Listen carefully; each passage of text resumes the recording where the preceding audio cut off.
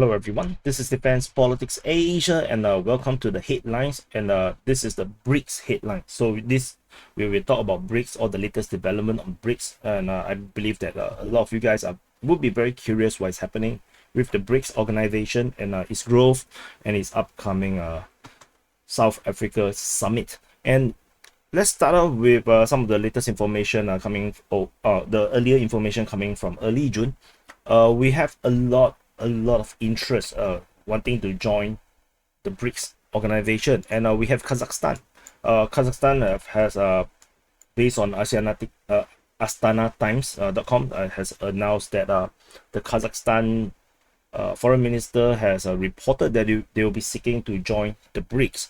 The same goes to Iran. I'm quite sure many of you already know that Iran wants to join, and it seems like the membership in BRICS is going to be materialized soon, according to their information. And he said that a lot of high-ranking officials of some countries officially demanded many of the Iran's goods, and they are seeking to use BRICS to perhaps overcome all these sanctions and the Western obstacles that is implemented on Iran. And interestingly, Honduras also wants to join BRICS. So, but in particular, they want to join the BRICS Bank. They say that the technical delegation of the Honduran government will be traveling to initiate the process with the BRICS New Development Bank, the NBD. And I believe that we're going to see a lot more of this NBD, New Development Bank, from now on. They will probably be like the next World Bank kind of thing. So it's something to definitely look out for. Egypt, on the 16th of June, also has announced that they have filed an application to join the BRICS. This is actually first confirmed by the Russian ambassador. So the government in Cairo is interested.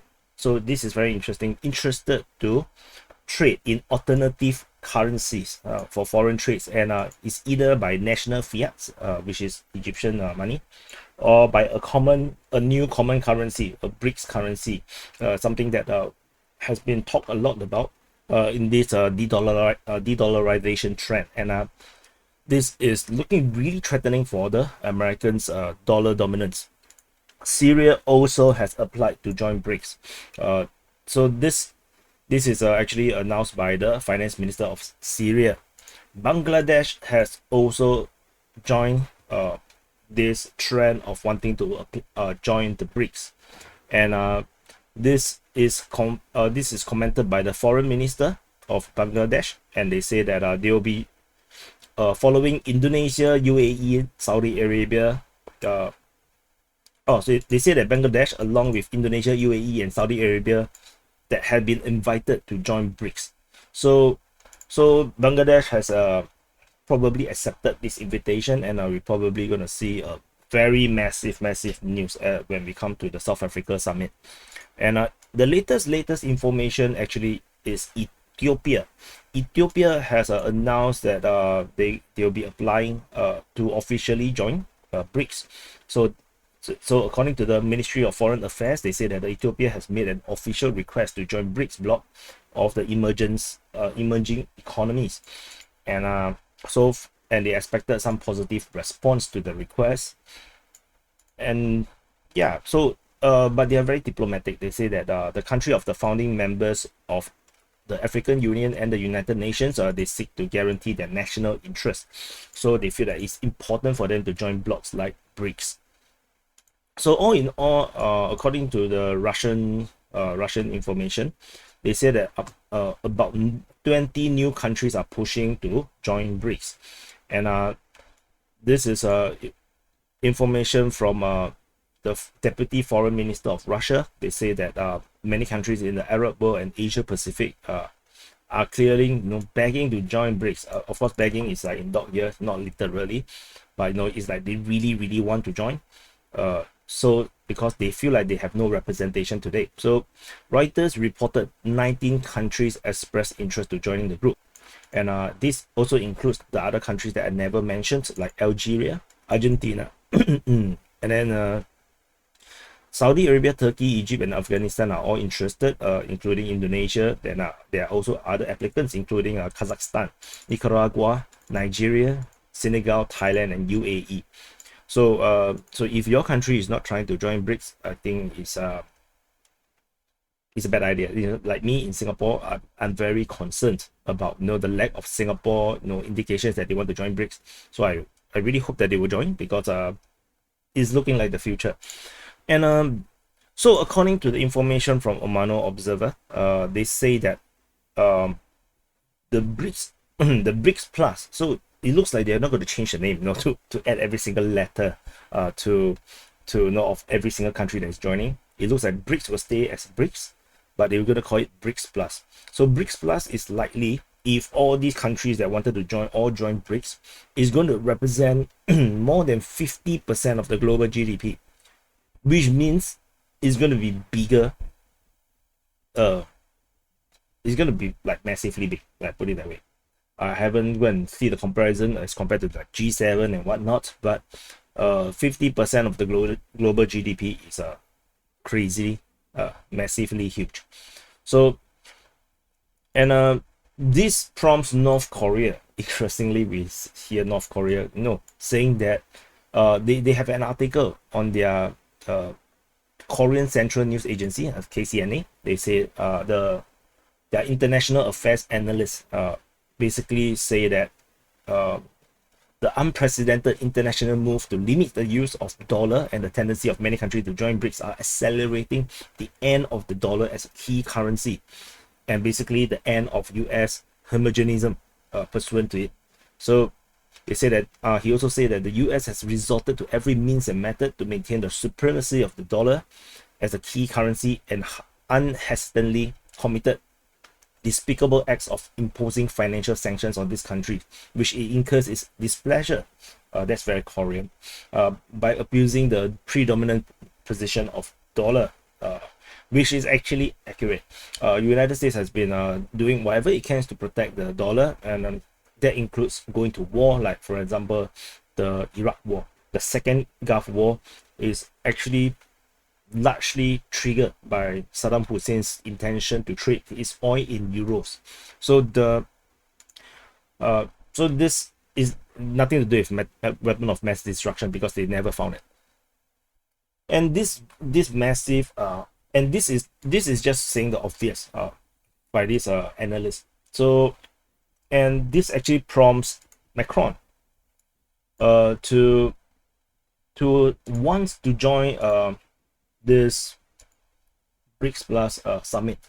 So according to bitcoin.com, Macron is quoted to say that according to a press report, says that he wants to join the leaders of the BRIC nations when they meet in August, which is very soon, in 2 months time, and he wanted to join the bloc summit, and he also scheduled another summit in Paris to discuss the establishment of a fairer financial system. I have no idea what it means by fairer, because the Western financial system right now is the fair one.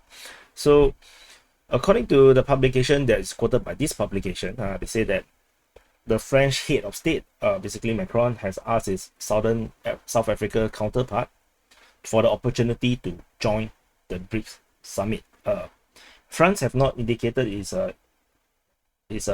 any intention to join the BRICS. However, France did visit China after Xi Jinping's third term as the president, and that is already very out of the norm.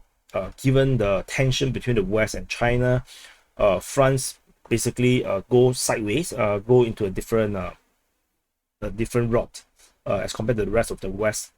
And similarly, France has also been very unusual in this dealing with Russia, because Macron has consistently, in the early part of the war, trying to communicate with Putin, trying to stop the Ukraine war through his own diplomatic efforts.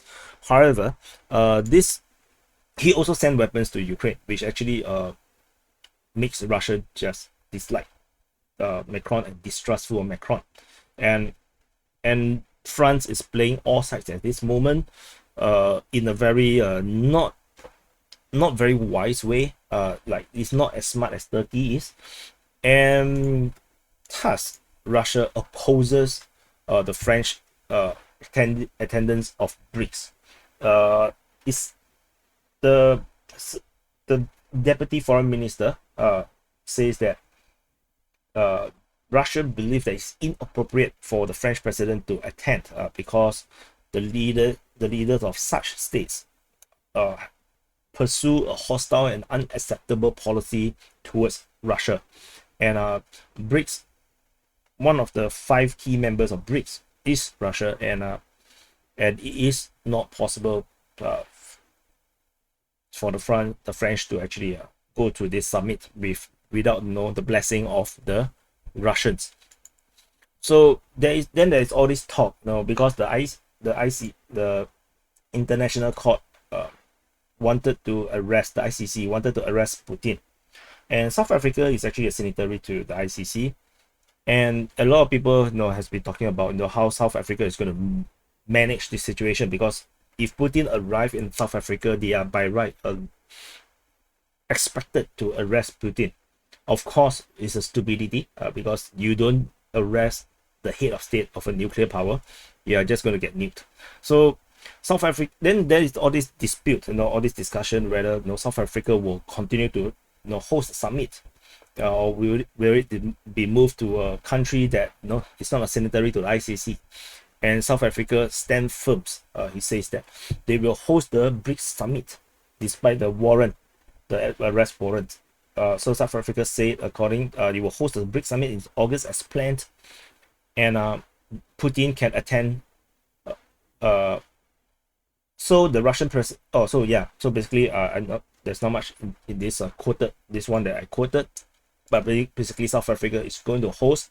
They're going to want Putin to come, and I believe they are going to go against the this ICC arrest warrant, and we might actually see South Africa ejected, or they quit the ICC as a result, and downgrading the legitimacy of the ICC as this goes on. But as I mean, if you have followed me long enough, you will know that I have always said there is not much law in geopolitics between country to countries. There's no police.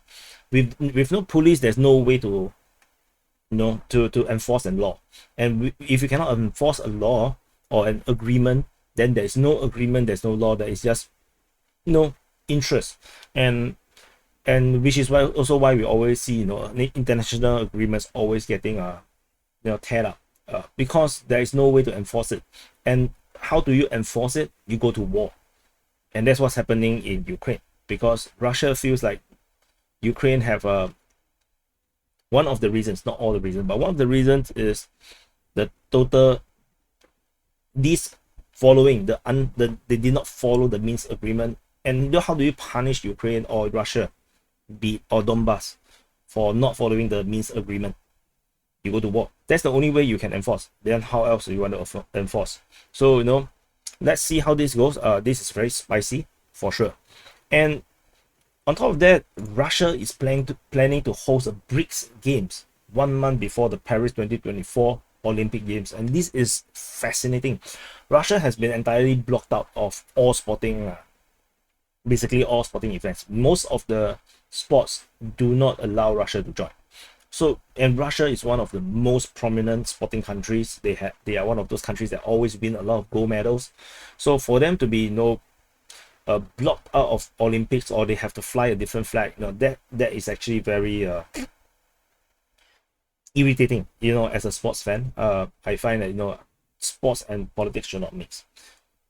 Regardless, they say that the BRICS Games will be staged in June, and Kazan, the Russian city, will be hosting the event, and it will be expected to be participated by the 5 countries: Brazil, Russia, India, China, and South Africa. And if in this August BRICS Summit, we suddenly see an expansion of BRICS into a BRICS Plus organization, suddenly from 5 countries we become 20 countries, then we might actually see these BRICS Games to be a scale of the Commonwealth Games. the British Commonwealth Games. So so far they already planned 22 sports that is approved by the Russian sports ministry, and 12 venues in Kazan. So very, very interesting that they're going to do this. And however, then 5 days later, the Russian sports minister came out and actually addressed the concern that they say that the BRICS game is not a substitute for the Olympics games. And I agree, it's basically like a Commonwealth Games. And they say that the sport loses by not staging international events in Russia. But the IOC president, the International Olympic Committee president, Thomas Bach, admitted that he fears international sports will turn into the games of political bloc A and the games of political bloc B, as he slammed Russia for shamelessly trying to put together a fully politicized sports competition. Then what is Commonwealth Games? Is politics? Is the legacy of the British Empire. So this is nonsense. And to say that he fears the international sports events will turn into a block A, block B kind of thing, then allow Russia to join the Olympics as Russia. Allow them to use their flag. The IOC actually politicized the Olympics, and then they want to criticize the Russians to do their own stuff. So I think the Olympics also is afraid that BRICS may turn Olympics into an irrelevant sport, irrelevant event. If one day the geopolitics becomes so bad that suddenly no one wants to join the Olympics, the 20 countries or 20 plus over countries, maybe the BRICS will continue to expand, and then they all decided not to join the Olympics will lose to become the Olympics. It will just stop becoming the world event that we know. So this is the same thing as the United Nations. If all BRICS country, or the BRICS plus countries, if we're going to come to like 20 over countries, and 50% of the GDP of the world decided to not attend UN, they discredit United Nations will stop becoming United Nations. You will have no more power. So this so the entire BRICS development is extremely critical to the development of the geopolitics around the world, and the entire multipolarism that's being talked about, the de-dollarization, is all going to be tied up to BRICS. And this August is going to be very exciting to see how BRICS is going to expand. And all these these potential members that wanted to join is likely to be invited as well. So we're going to see some announcement. It's a bit like the NATO summit or the EU summits, where they suddenly announce new members into EU or new members into NATO. I think we are going to see the same thing in BRICS, and this is going to bring us closer to a dual polar world, as far as I can tell. It's not a multipolar but dual polar. Anyway, thank you for watching, and do press the subscribe button if you want me to talk, to do more of the BRICS information, like the headlines, especially for BRICS. Subscribe, press the like button, because your reaction by pressing the like button and subscribe will give me an indication how much this content is meaningful to you guys, and so that will encourage me to do more of the content. And also do share this with your social media. Just spam it, and that will help to increase the reach of this content. So thank you for watching. I'll see you in the next update.